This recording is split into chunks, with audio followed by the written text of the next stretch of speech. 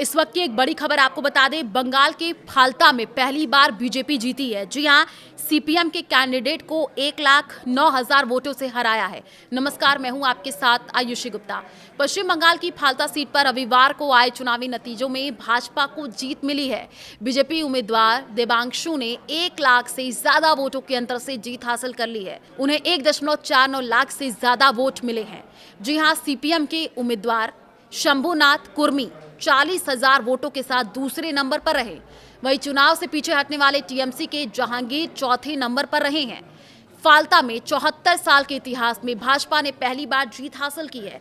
1952 से 2000 तक ये कांग्रेस और सीपीआईएम का गढ़ था।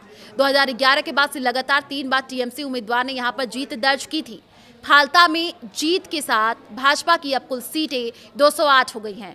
4 मई को आए रिजल्ट में भाजपा को 207 सीटें मिली थी। टीएमसी के खाते में सिर्फ 80 सीटें हैं।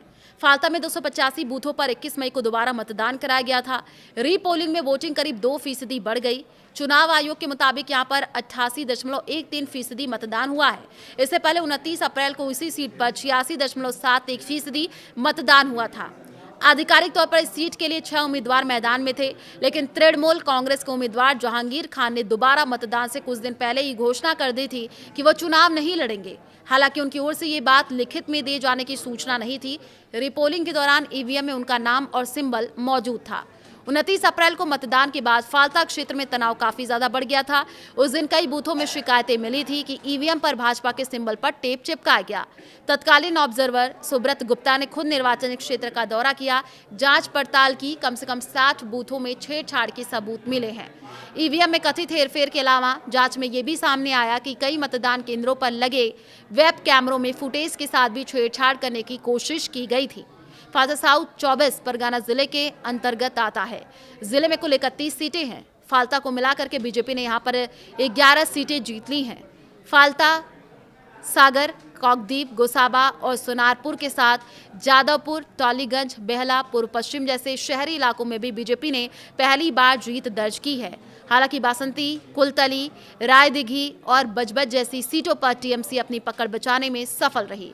फाल्ता में मिल रही इस अप्रत्याशित और ऐतिहासिक बढ़त से बीजेपी खेमे में जश्न का माहौल है। पार्टी के दिग्गज नेता और प्रवक्ता प्रदीप भंडारी ने इस सफलता को बंगाल की जनता का एक बड़ा राजनीतिक संदेश करार दिया है।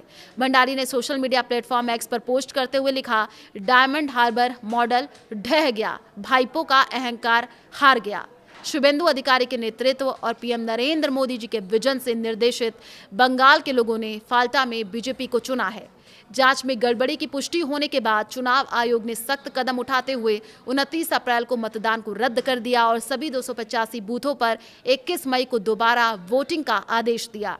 राज्य के चुनावी इतिहास में ये दुर्लभ वाकया था जब पूरी की पूरी विधानसभा सीट पर फिर से चुनाव कराया गया। 21 मई को निष्पक्ष चुनाव सुनिश्चित करने के लिए केंद्रीय बलों के लगभग 35 कंपनियों को तैनात किया गया था।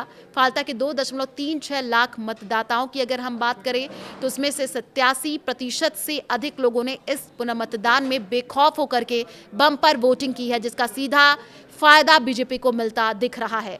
पश्चिम बंगाल की फाल्ता विधानसभा सीट पर हुए पुनर्मतदान के नतीजे भारतीय जनता पार्टी के लिए बड़ी खुशखबरी लेकर के आए हैं। मतगणना के रुझानों में बीजेपी ने सारे रिकॉर्ड ध्वस्त कर दिए हैं। भाजपा उम्मीदवार देबांशु पांडा लगभग 1 लाख वोटों के विशाल अंतर से प्रचंड जीत की ओर बढ़ रहे हैं। उन्होंने सीपीआईएम, टीएमसी और कांग्रेस के उम्मीदवारों को पूरी तरीके से पछाड़ दिया है। इस एक तरफा जीत पर बीजेपी गदगद है। बीजेपी नेता प्रदीप भंडारी ने इसे डायमंड हार्बर मॉडल का पतन और बंगाल में पीएम मोदी के विजन की ऐतिहासिक जीत बताया है।